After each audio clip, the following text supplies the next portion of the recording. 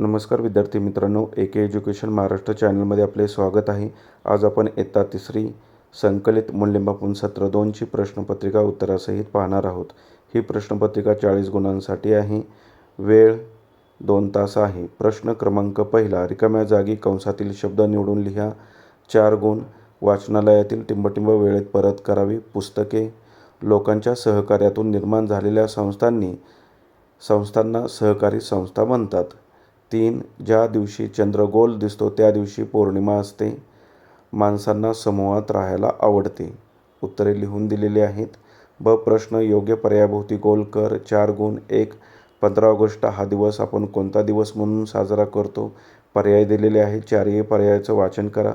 उत्तर पर्याय क्रमांक ब. स्वातंत्र्य दिन आहे 15 ऑगस्ट. प्रजासत्ताक दिन हा 26 जानेवारी असतो. महाराष्ट्र दिन हा 1 मे रोजी असतो आणि बालदिन 14 नोव्हेंबरला असतो. 4ही तारीख लक्षात ठेवा, महत्त्वाच्या आहेत. आंबा गोड आहे हे आपल्याला कशाने समजते? जिभेमुळे चव कळते, त्यामुळे जिभेमुळे समजते. उत्तर पर्याय क्रमांक ड. खालीलपैकी कोणता ज्वलनशील पदार्थ नाही? उत्तर पर्याय क्रमांक क. पाणी. 4. वनस्पतीचे अन्न कशात तयार होते? उत्तर पर्याय क्रमांक अ. पानांमध्ये अन्न तयार होते. पुढील प्रश्न क्रमांक 2, त्यामधील अ चुकी बरोबर ते लिहा. 4 गुण. 1. जाहिरातीतील पदार्थ आवर्जून खावेत. चूक. हाताचा अंगठा हा आपल्या शरीराचा मुख्य भाग आहे. चूक. दात अस्वच्छ असतील तर पोटाचे विकार होतात. बरोबर. कचरा पेटीत टाकू नये. चूक. यानंतर पुढील प्रश्न क्रमांक ब. खालील प्रश्नांची एका वाक्यात उत्तरे लिहा. 4 गुण. 1. शाळेत कोणकोणत्या सुविधा असतात? उत्तर. शाळेत वर्गखोल्या, स्वच्छतागृहे, ग्रंथालय, संगणक कक्ष, क्रीडांगण इत्यादी सुविधा असतात. 2. गावाचा कारभार पाहणारी संस्था कोणती? उत्तर. गावाचा कारभार पाहणारी संस्था म्हणजे ग्रामपंचायत आहे. 3. शेतीवर आधारित व्यवसाय कोणते? उत्तर. शेतीवर आधारित व्यवसायामध्ये शेती, दुग्ध व्यवसाय, कुक्कुटपालन, फळबाग लागवड इत्यादी समावेश होतो.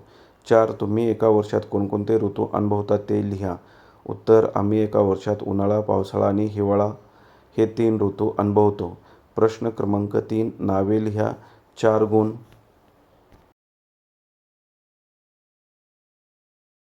निशाचर प्राणी. घुबड, वटवाघूळ, झुरळ, मांजर.